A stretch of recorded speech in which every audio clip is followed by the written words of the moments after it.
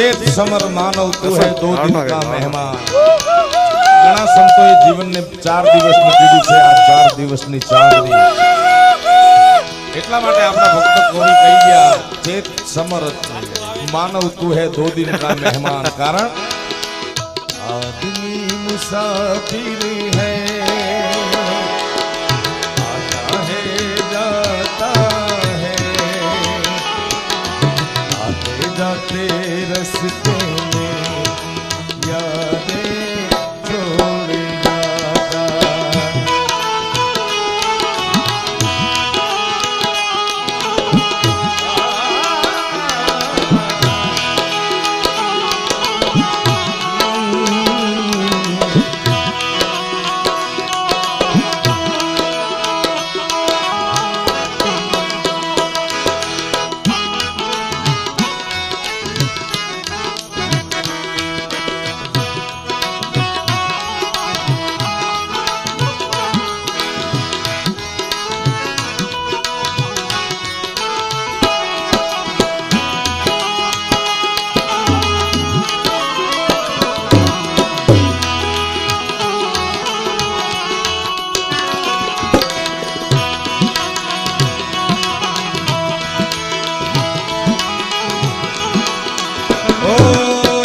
Summer ले मानव तू है 2 दिन का मेहमान।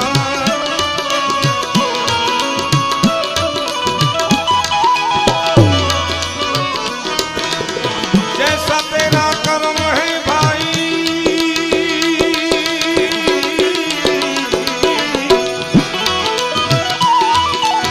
जैसा तेरा कर्म है ऐसा फल देगा भगवान।